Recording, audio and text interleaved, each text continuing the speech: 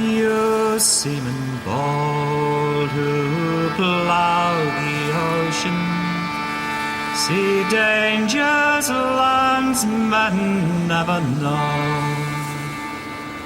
It's not for honour nor promotion, no tongue can tell what they undergo.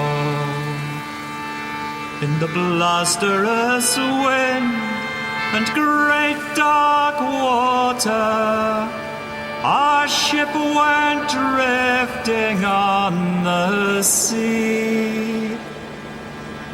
Her headgear gone and her rudder broken, which brought us to extremity.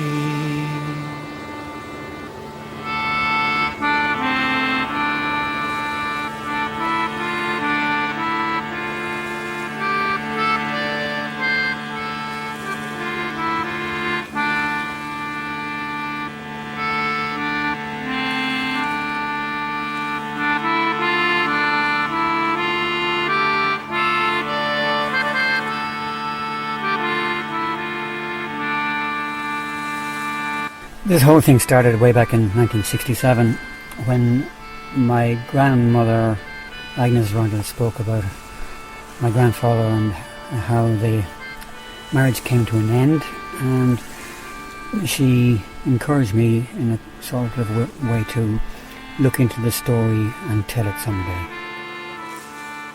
You know, it was the family story that stood out, that the two sisters married the same man.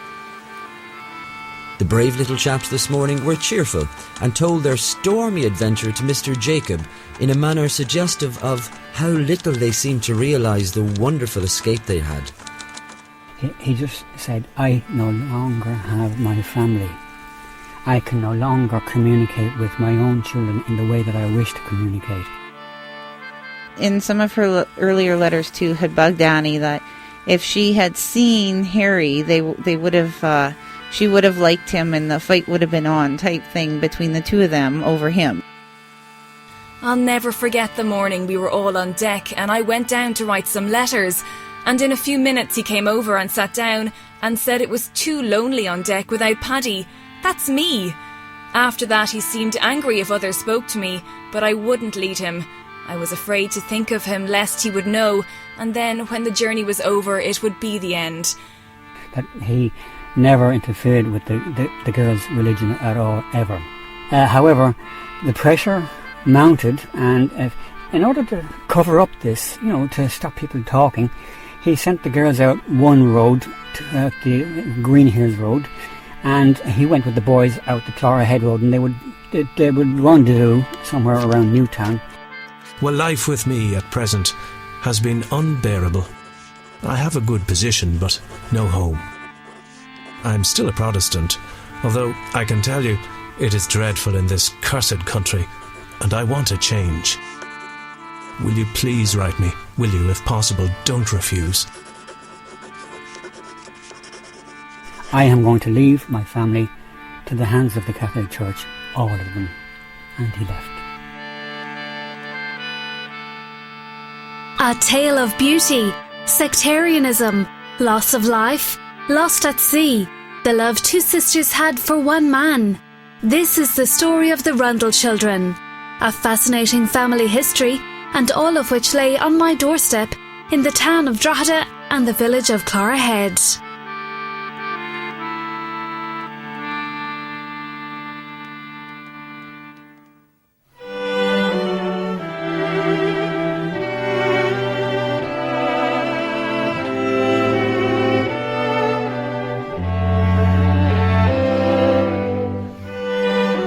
Edmund Rundle was the son of James Rundle, a labourer, and his wife Margaret Drew. He was born on February 13th, 1845, in Longroom Stonehouse, a few miles west of Plymouth, Devon.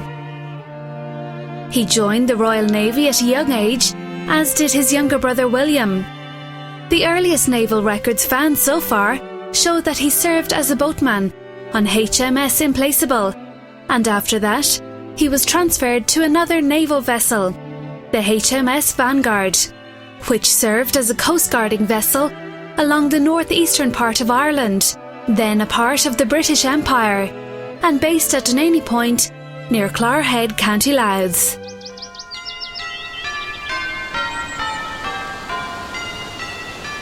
At the age of 21, Edmund married Eliza Martin, who was almost 2 years older than him. It is said that Eliza was a confident, assertive woman and somewhat of a matriarch. While living in England, Edmund and Eliza brought 3 children into the world. Al O'Rourke was great-grandson to Edmund and Eliza. He tells us more. Basically, my grandfather, when he was born in Queensborough, near Termafeckin, and he was of English stock. My great-grandfather, Edmund Rundle, was in the Royal Navy. He later became a commander, and he was posted near Soldiers Point or thereabouts, and he decided after a couple of years of toing and froing to bring his wife and I think 2 children at that stage over to live in County Louth, and that was near Dunaney. Edmund and Eliza left Devon, Plymouth and came to Clogherhead in 1873 when Edmund came to work as a coastguard in the county of Louth. They moved to Queensborough, Dunaney with their 3 children. In October of 1873, Edmund and Eliza's first Irish son was born. After 3 children, Edmund finally had his namesake. Their first 3 children all had Eliza's surname Martin as one of their middle names, once again showing how headstrong she was. So they moved there, and the rest of the children came then. They were born there. Ironically, the first child to be born in Ireland, the first Rundle child to be born in Ireland, was also the first Rundle person to die in Ireland. He died at the tender age of 8 years of age, and he's commemorated on the headstone in Drogheda. There was a headstone in Dunaney many years ago, but I met an old man there way back in 1970, and he remembered seeing the headstone, but it's not there anymore.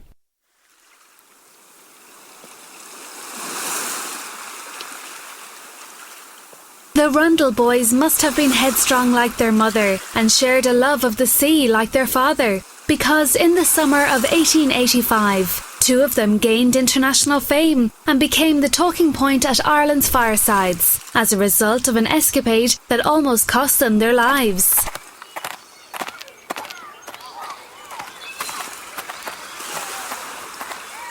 It was an average Monday in August, a day like most others, when the Rundle boys, aged 8, 11 and 13, went to the beach at Clogherhead and spotted a punt, which is a type of rowboat. The boys decided to become sailors just like their father. They pushed the boat out to the water and jumped in, but the youngest boy was a little bit scared and he decided not to join them. Strong winds caused the punt to drift out to sea, and the young boys realised that the boat was no longer in their control, as they also lost an oar. The youngest boy, who could see that his brothers could be in trouble, ran home as fast as he could and told his parents of what had happened at the beach. And very quickly, a search party was put to sea in search of the young Rundle boys. The search lasted only a short while because darkness fell and windy conditions prevailed. It was presumed that the boys were drowned because they could not be seen by fishermen sailors, one of whom had a brass extendable telescope. The Rundle family must have been heartbroken on that night, as they sat waiting and hoping that the boys would return home, but also knowing in their hearts that the chances of survival were very slim. The search resumed on the Tuesday and Wednesday, but once again, weather conditions brought the search to a close and an end to any hope of finding the boys alive. On that very Wednesday, a telegram arrived to the Rundle house with some very interesting news. The telegram announced that the 2 Rundle boys had been picked up by a Belfast steamship and they were alive and well. The following account is from a local newspaper article which describes the dramatic Rundle rescue. On arrival of the Clyde Shipping Company's steamship Clock from Belfast, Captain Tate reported that on the previous day, between 12 and 1 o'clock, while 20 miles east of Clogherhead, off the east coast, He observed at a distance a small boat, and by the aid of his glass he saw that it contained something like a form of a man. The sea was running heavy at the time, but he bore down in its direction. On approaching the boat, he saw that it contained two little lads who were lying in it clasped tightly in each other's arms, either asleep or dead. He at once had one of his boats lowered, and the lads conveyed on board his vessel. So insensible were they that it was some time before they recovered consciousness. When they did, he interrogated them, and they stated that their names were Joseph and Edmund Rundle, that their father was a coastguardsman residing at Clogherhead off Drogheda, that on Monday evening they were playing in a punt in which there was one oar, and that it was drifted out by the tide. They screamed for help, but the boat kept drifting out into the channel. At nightfall it was blowing very hard, and their little boat was knocked about by the tide like a cork. It then commenced to rain heavily, and fearing that one of them might be washed away, they resolved to clasp each other tightly and lie in the bottom of the boat. The sea spray kept rushing in on them until they were drenched to the skin, but they still lay tightly clutching each other's arms, and so they were tossed about until, wet and cold, and fatigued from exhaustion, they fell asleep, and in that state Captain Tate found them as described. He at once had restoratives administered, and this morning they were so far recovered that he was able to hand them over to Mr. Jacob, agent at Waterford for the Shipwrecked Mariner Society. Captain Tate states that Monday night was a dirty night at sea, a strong wind equally, and heavy rain, and to him it seems miraculous how the frail boat in which they were might escape from being capsized by the fury of the storm. The brave little chaps this morning were cheerful and told their stormy adventure to Mr. Jacob in a manner suggestive of how little they seemed to realise the wonderful escape they had.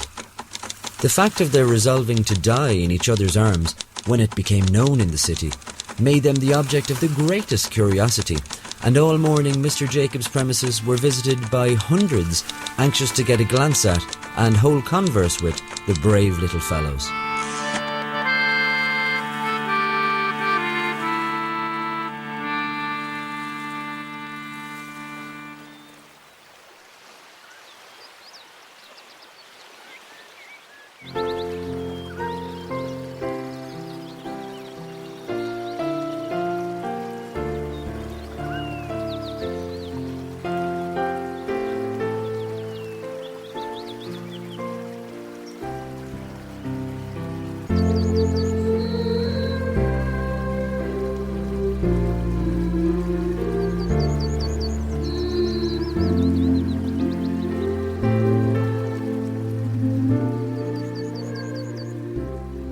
The four Rundle daughters were Louisa, Annie, Margaret and Eliza. They were very glamorous and sparkling young ladies, and they were known far and wide for their beauty. The girls were so beautiful that they became known as the Four Flowers of Clogherhead, and were referred to by their pseudonyms Violet, Daisy, Rose and Lily. Tammy Valley is great-granddaughter of Louisa Rundle, and she tells us about the Four Flowers of Clogherhead.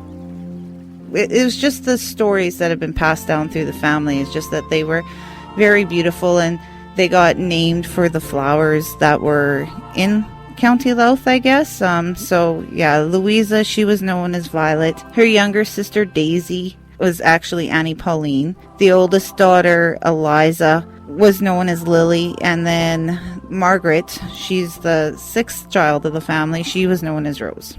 When you look at we have a lot of pictures of them. The one thing with my great uncle is he was a bachelor all his life and never threw anything out. So we have hundreds of photos from that side of the family, and you can always see they're always posing for their pictures, and their hair is always done, and they were all very beautiful girls when they were younger.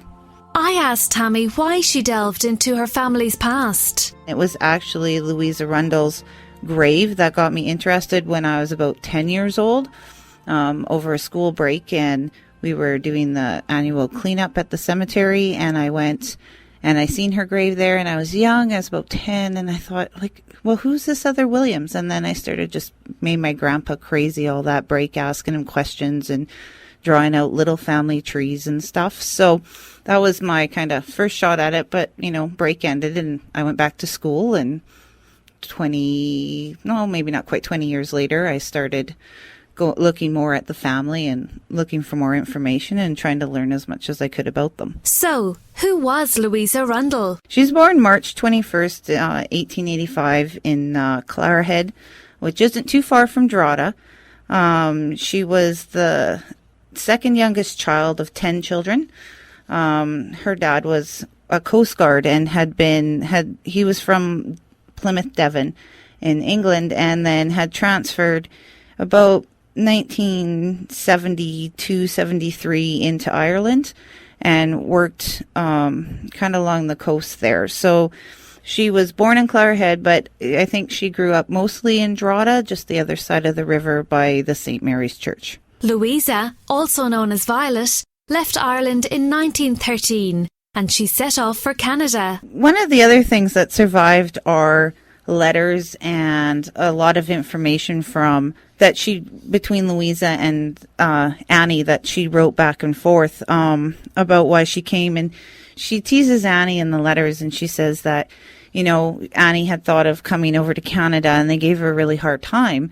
And then what ended up happening is she decided out of the blue to take a job with the Union Bank of Canada, which is now known as the Royal Bank of Canada, and, hopped on a ship and headed for Canada when that was always the last thing she said she was going to do. So that's kind of where her journey to Canada starts, is on a whim. She decides she's going to come here and go to Toronto and work for the Union Bank. And on her way to Canada, she met Harry Williams. Yes, he had come over to Canada in 1904 with his brother, or 1905, and they were homesteading out in Saskatchewan, and he had made a trip back to England. And the story is he was headed back there to look for a wife, and the one he wanted to ask refused him. And so he turned around and came back, and they ended up being on the same ship together. She actually writes about meeting Harry. This is one of her letters written on September 23rd, 1913. And she's writing back to Annie Pauline, or Daisy, back in Ireland. And she says, "Oh, dear Daisy, love is indeed a wonderful thing. I used to laugh when they'd tell me I'd marry someone out here. And then how I met Harry. And so many other girls on board, two especially, were always after him. I was afraid he would see me even looking at him. I'll never forget the morning we were all on deck and I went down to write some letters. And in a few minutes he came over and sat down and said it was too lonely on deck without Paddy. That's me. After that he seemed angry if others spoke to me, but I wouldn't lead him. I was afraid to think of him lest he would know, and then when the journey was over it would be the end. Guess my delight that day when he made an appointment for me to meet him, and then in the evening when everyone was at one of the concerts, he asked if he gave his address would I write. So I gave him mine. When Louisa and Harry arrived in Canada, they went their separate ways. 10 days later arrived in St. John's, Halifax, and from there she went to Toronto and started her job at the Union Bank of Canada. And there's no letters that survived between her and Harry, but at some point he convinces her to travel by train to Saskatchewan, so she's able to get a transfer from the Union Bank, and she leaves by train on July 10th, 1913, and arrives in Outlook, Saskatchewan on July 14th. She starts work at the bank there, and they get officially engaged on July 28th. When it comes to their wedding, though, they don't want to make a really big deal, so they elope. They sneak off early in the morning, and they take the train down to Moose Jaw and get married down there. Louisa tried to keep in touch with her sister Daisy to let her know about her life in Canada. Yeah, she wrote to her sister really often, and she wasn't telling, when she left Toronto, what she says is when she left Toronto to go out to Saskatchewan, she didn't tell her family it was because of Harry. She told them afterwards, and they seemed to approve. There was some letters that state that they were waiting for the approval from Louisa's father before she would officially marry him. My dear wee sister Daisums, just a line or three to let you know we're still moving onward. Harry managed to get a secure knot made in moose jaw that will not be very easily broken or untied. We were married in the Church of England, St. Michael and all the Saints by Reverend Father Talon. I need hardly tell you the churches here are very high. We just had 2 witnesses and were 20 minutes in church. It was about the same size as in Belstone and similar. We were married at 2 p.m. and left at 4 for Regina, where we had a very nice time. We leave today at 2 p.m. for Saskatoon and get to McCrory on Saturday. I must say I didn't know I was such a soft critter till in church. I was all a tremble and had a great big lump in my throat that would go neither up nor down. His Reverence, when telling me to say after him that rigmarole, said half a dozen words at first, but finished up with 1 word at a time. Of course, I wished myself miles away till it was all over, and then I don't ever want to leave my darling Harry. I do wish you all knew him, and again, I'm very glad you didn't see him first. It wasn't long before Louisa and Harry heard the patter of tiny feet. On October 14th, 1915, she gives birth to twin boys. My grandfather was one of them, Edmund James Williams. This is the smallest of the 2. He comes out only at 4 pounds. And then his brother, Edmund James went by Eddie. And his brother was Harry Clark Williams. He came out a little bit bigger at 8 pounds. But all through his life, everybody knew Harry as Marty.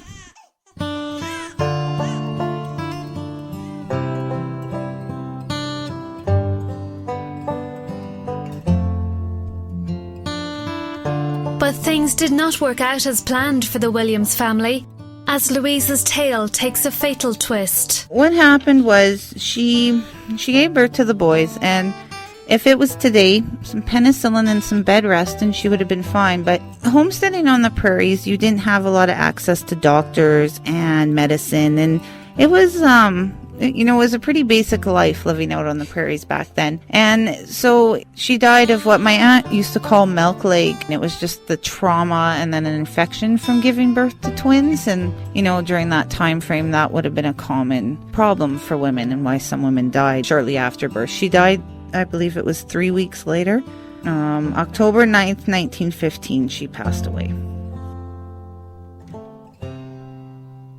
Again, the Canadian story takes another twist. Well, family story, how it goes is that because the First World War was happening, so what took place was Harry, and he was homesteading. He had his parents and his brother there for support, and he hired nannies to help him. But he raised the 2 boys by himself, and there's no real letters between Harry and Annie. The first kind of information we get after 4 years is a telegram stating that Annie was making her preparations to come to Canada. It seems Annie was set to wed Harry and raise the family together. She encountered some difficulties in getting permission to travel, as there were severe travel restrictions in place during the war. And as it was 1916, there was serious political unrest in Ireland. But eventually, Annie was on her way to Canada. So the family story goes that she was on the first ship that set sail to come to Canada after the war ended. So there was a 2-year waiting list for her to come to Canada, but because of the circumstances that she was coming to marry a man with 2 children, she was able to get bumped up the list quicker. She was coming to marry him, from what we understand. And Louisa had, in some of her earlier letters too, had bugged Annie that if she had seen Harry, they would have, she would have liked him, and the fight would have been on, type thing between the 2 of them over him. So she was happy. She said she was happy she met him before Annie had. So, I mean, in the letters that Louisa would have wrote to Annie, she, described Harry and the life on the prairies. So Annie would have had a fair idea of what she was going to get herself into when she came. And I'm guessing that communication back and forth like that, they kind of developed a bond anyways through the letters. So she set sail for Canada. She had to get her passport and get the approval. And she left Dundalk on December 30th for Liverpool. And she set sail on December 31st. She arrived at St. John's, Halifax on January 10th, 1919. And in that time, too, when she was traveling, there were sick people on the ship because of we call it quite often gets referred to as the Spanish flu, but from the war there. And 30 people had to be quarantined when that ship arrived. She was lucky she wasn't one of them and she hadn't caught it. She left St. John's and headed for Saskatoon. It took her a few days to get here, and she arrived on the 14th of January. She met Harry and his brother Jim, and they picked out a wedding ring. And then from all the traveling, she needed a little bit of rest. And then on January 16th, they were married here in Saskatoon. So 3 days after arriving in Saskatoon, she had married Harry and headed for the farm.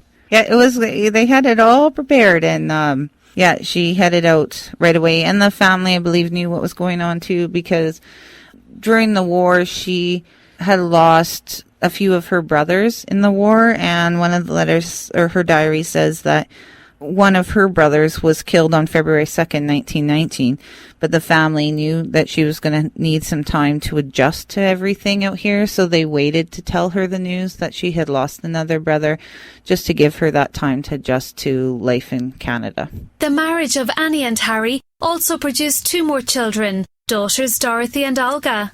Annie raised her sister's boys as her own, and the family lived happily in Saskatoon. Tammy's inquisitive nature brought her to Ireland. When I first went looking for cousins back in Ireland, and I kind of sent out letters, and then when I got there, made contact with them, and when I came over to visit, one of the things they kept saying was that, it was the family story that stood out, that the 2 sisters married the same man, right? And, so that was why when they sent the letters, they knew right away that it was the same family, and knew that these were somebody from these 2 sisters that had gone to Canada. She speaks of her love for Ireland and how much she enjoyed piecing together the jigsaw of her family history. Oh, I loved it. I spent 3 weeks overseas, a week in England, and then a week in Ireland, then a week back in England again before I left. And so my cousins I stayed with there, they took me, we went to Drogheda, and they left me in town and let me look around on my own. And, we went out to Clarehead and tried to figure out where, their home would have been. And, we kind of had a pretty good idea that you kind of pass the town and go up a hill, and there's a little dock there, and there's remnants of a house, which when the cousins had learned that had been the Coast Guard house and stuff. So we seen that too. But I said what I really liked there is I never felt more at home anywhere I've gone than when I was in Louth. And it was like, that's what I said. It was like Louisa wrapped her arms around me, and I just was totally comfortable there. And, it was just beautiful. And so to know what my home looks like here, and where Louisa lived and my grandfather grew up, and then where Annie came, and then to see the home they left behind was really interesting. It's a fair big difference between the 2 places. For both of them to leave and come out here, when Harry came, he came with his brother, and then his mom and dad followed. He had family. He'd only left a sister behind in England.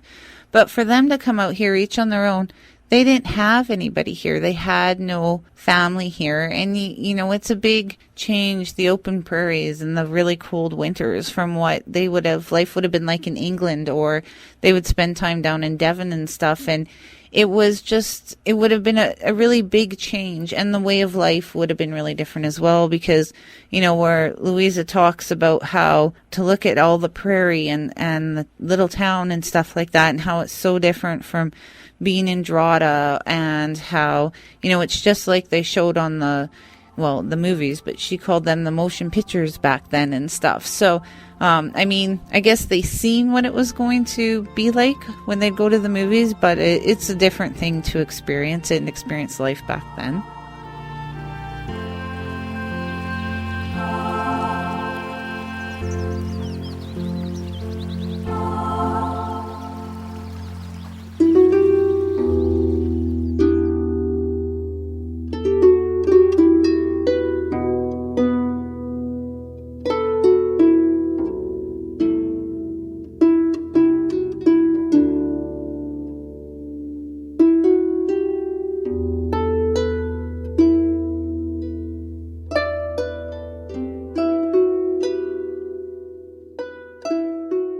The story of Walter Rundle, brother of the Flowers of Clarehead, is a sad tale and reflects a disturbing time in Irish history.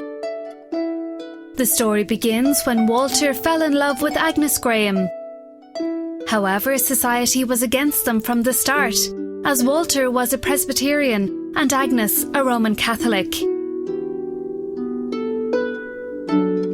Al O'Rourke is grandson of Walter Rundle, and his account of Walter's life is based on conversations he had with his grandmother Agnes, Walter's widow, his sister Connie, and his mother Ina, who was Walter's daughter.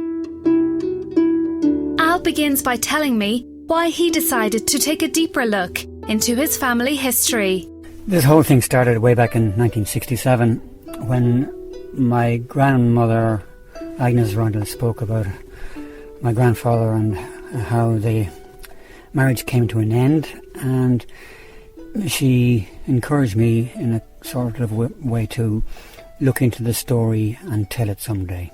So I started off by going up, following her instructions, and going up and finding Eliza Martin Rundle's grave in St Mary's churchyard up across the water, as they say in Drogheda.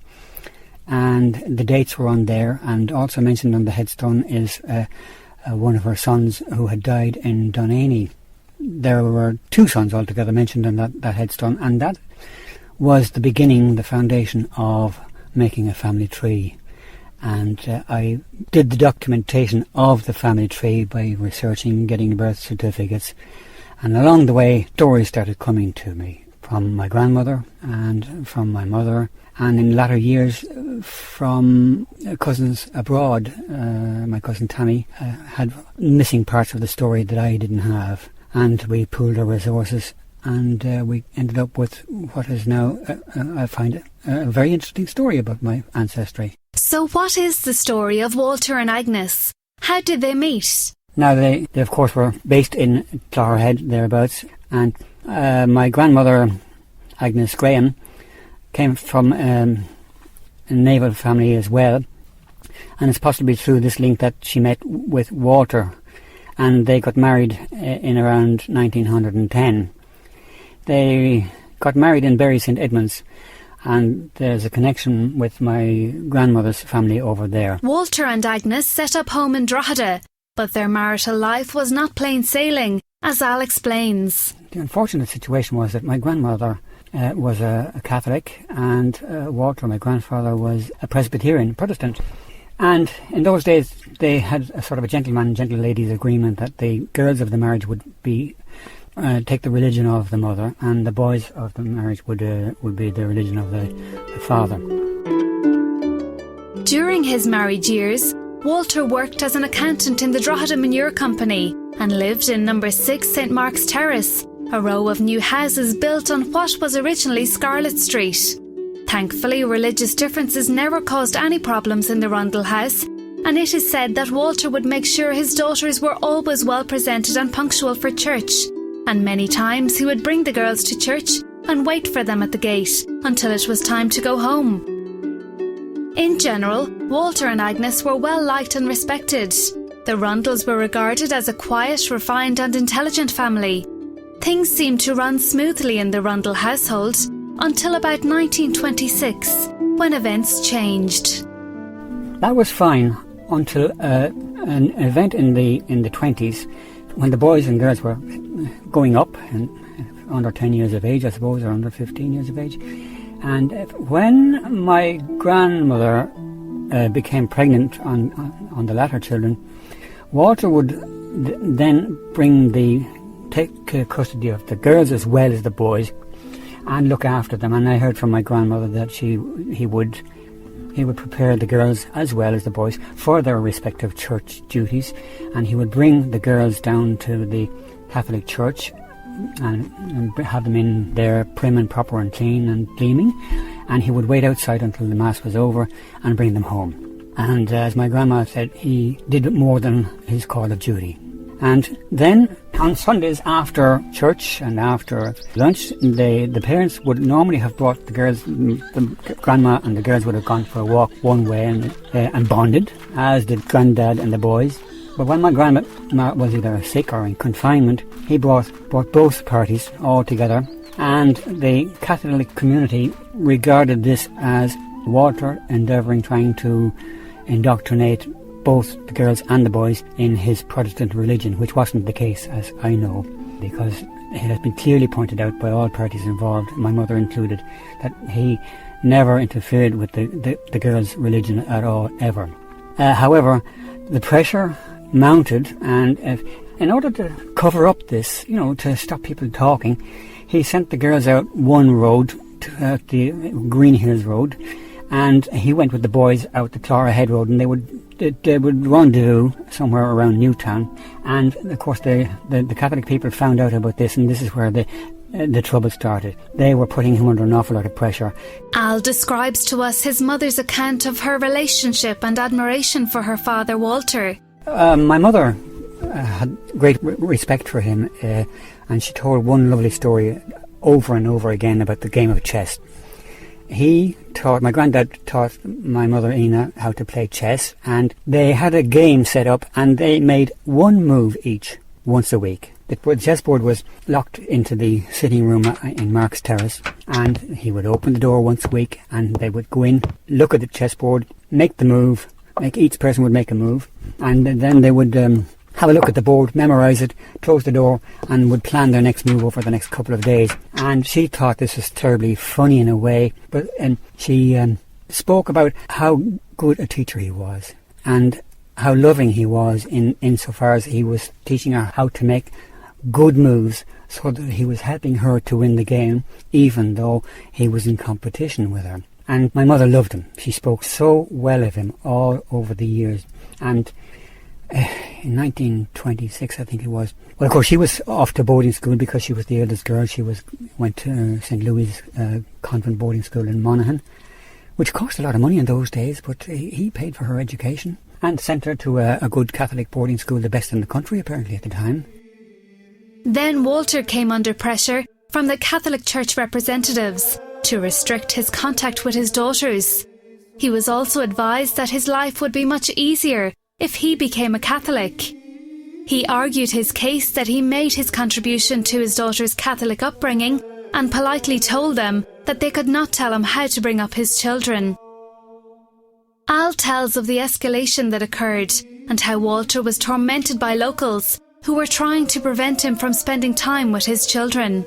I was watching him all the time, and they confronted him about it, and he had no desire to start defending himself in the running of his own family. And he was a very proud man, as any father would be, proud of his own family, and this kind of interference, as he called it, it was interference, was just too much to bear, and it was unfair.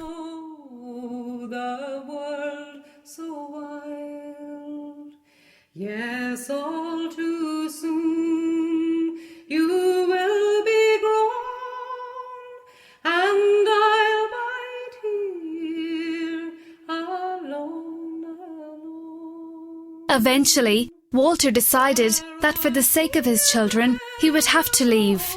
He wrote a letter to his sister in Canada, asking her to help him find a job and a place to stay there. But she told him it was best to stay at home and try and sort things out. We found a letter which Daisy had kept, Daisy being one of his sisters in Canada.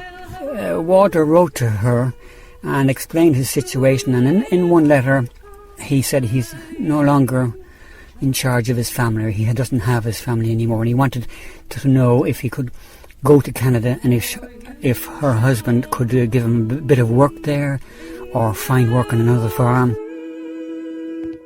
And sport with otters all in the stream, and you shall chase the dappled deer and swim. 6 St. Mark's Terrace, Drogheda, November 27th, 1926. My dear Daisy, a tremendous surprise for you, I am sure, the letter from Walter. Well, life with me at present has been unbearable. I have a good position, but no home. I'm wondering if your husband would give me a job on his farm, or one near you. I'm well able to work and I'm sure would be a great help to you. My eldest daughter is at present in the best boarding school in Ireland, training to be a teacher. I'm still a Protestant, although I can tell you it is dreadful in this cursed country, and I want a change. Will you please write me? Will you, if possible, don't refuse. I can get the money for my fare, or at least most of it. Your affectionate brother, Walter.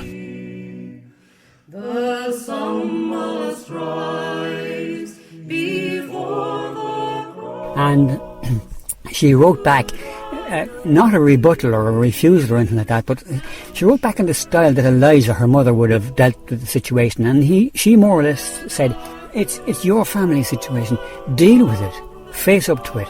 And she, not written down, but in between the lines were, don't be running away from your problem.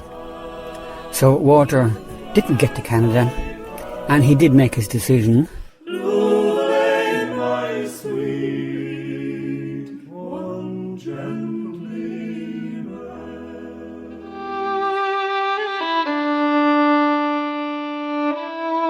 Finally, Walter could not handle the pressure anymore.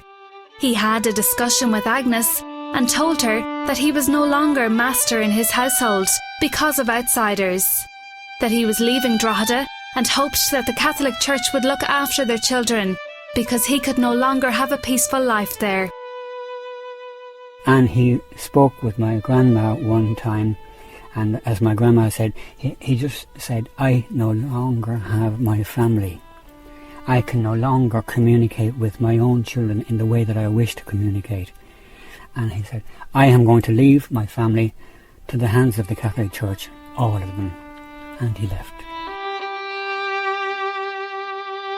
Although Walter left his family in Drogheda, his wife and children still held him in high regard and spoke fondly of him for the rest of their lives.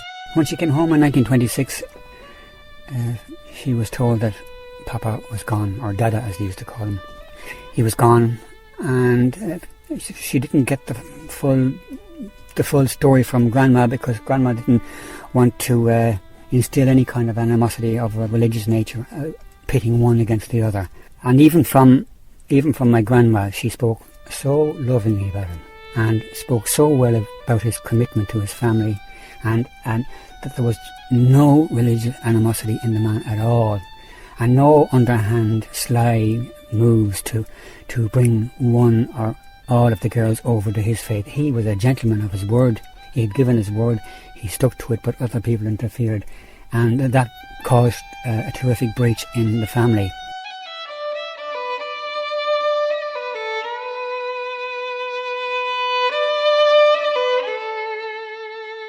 Walter left Drogheda in 1929 and went to Plympton, Plymouth in Devonshire, the home country of his father.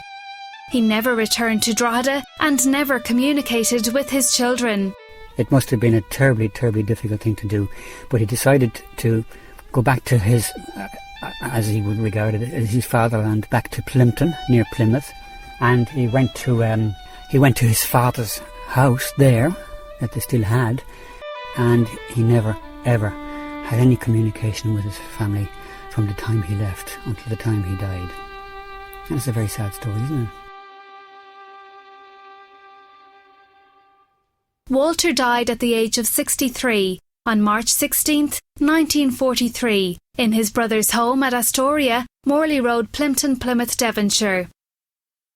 Due to Walter's departure from Drogheda, Al had no connection with his Rundle relatives, but that has since changed. I had no connections with anybody of the Rundle side all down the years except my uncles and aunts who were living in Ireland. Until recently, I put up a little website with the story as I knew it, and then I started having communications from people, for instance my cousin in Canada, who I'm looking forward to meeting soon, and she told me the story about her two grandmas and how they went to Canada and where they were, and it was a tremendous discovery for me to find a link to some of the Rundles still in Plymouth, and I've got one or two old cousins there, and I've got cousin Anne over there, and we communicate. We haven't met yet, but we will very soon. And it's as though the family has been conjoined again, and there's never a word about religion. Nobody cares about it anymore, but it did so much damage to two families, you know. But it doesn't play any role anymore. It's like a reunion, a get-together, and we're putting it all behind. Al speaks of his hopes for the future. Well, now that we've all sort of got together and we're all part of the big story, we're talking of the idea of having a get-together perhaps in Plimpton and going to see Walter's grave. And even though I've never met him, and some of my cousins I haven't met, we're going to be there, and we'll put flowers on his grave. And I'd say to Walter, it's because of your determination and doggedness and stubbornness and your great little story that we found you again. So here's the flowers, Grandad.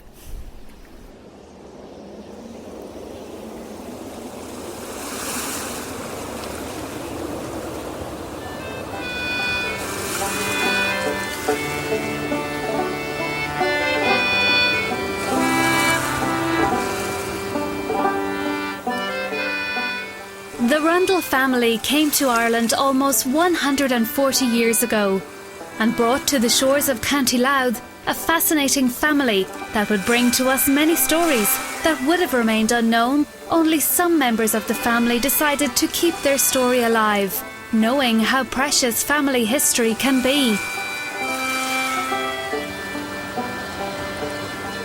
Have you ever wondered what lies in your family history? It may be a lot more interesting than you think.